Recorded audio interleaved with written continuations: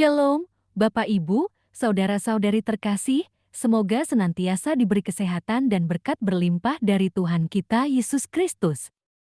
Marilah berdoa, dalam nama Bapa dan Putra dan Roh Kudus. Amin.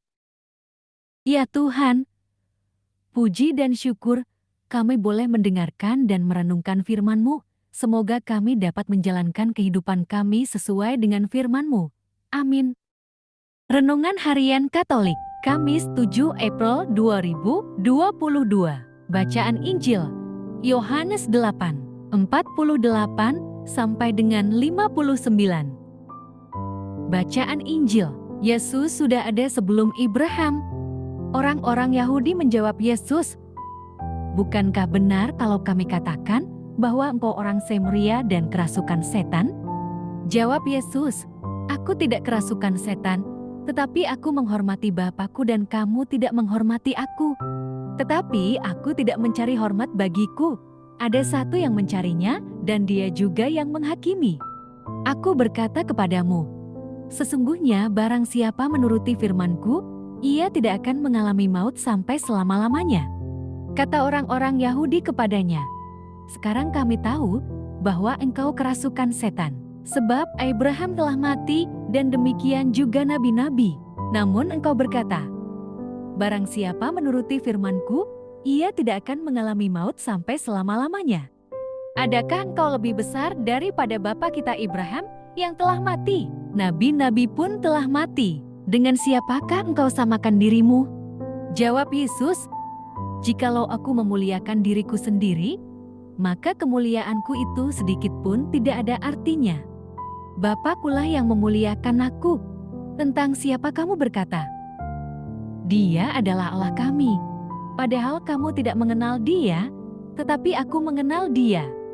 Dan jika aku berkata, aku tidak mengenal Dia, maka aku adalah pendusta, sama seperti kamu. Tetapi aku mengenal Dia dan aku menuruti firman-Nya. Abraham bapamu bersukacita bahwa ia akan melihat hariku dan ia telah melihatnya dan ia bersukacita." Maka kata orang-orang Yahudi itu kepadanya, "Umurmu belum sampai 50 tahun dan engkau telah melihat Abraham?" Kata Yesus kepada mereka, "Aku berkata kepadamu, sesungguhnya sebelum Abraham jadi, aku telah ada."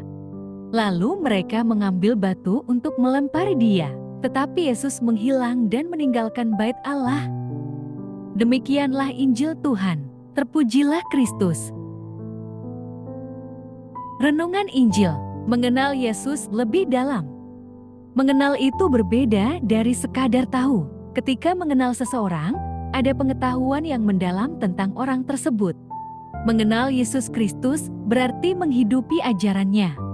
Orang-orang Yahudi menolak keras kehadiran Yesus Kristus yang mengatakan bahwa dirinya adalah utusan Allah. Yesus dipandang sebagai orang asing dan kerasukan setan karena hal tersebut tidak sesuai dengan pemahaman orang Yahudi.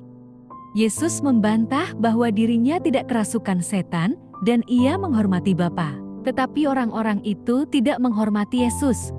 Kehadiran Yesus adalah memuliakan Allah. Setiap orang yang menerima kehendak-Nya akan mendapat hidup kekal.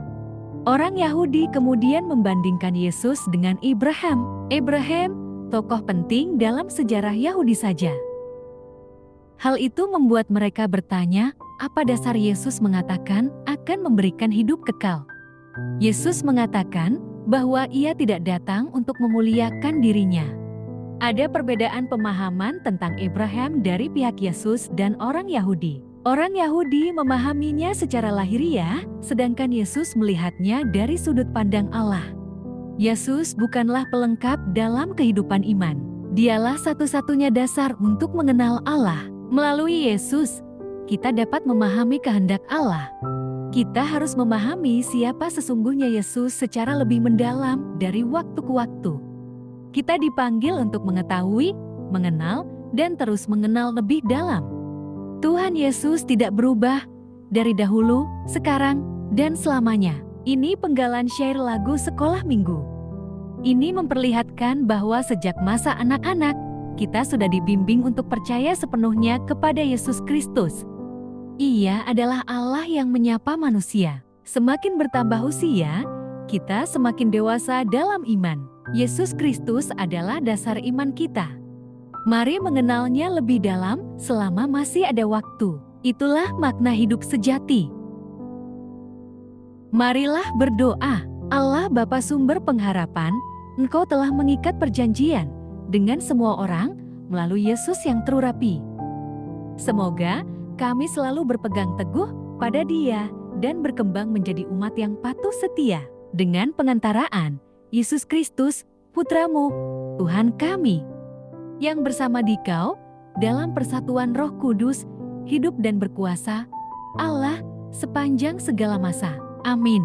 Dalam nama Bapa, Putra, dan Roh Kudus. Amin.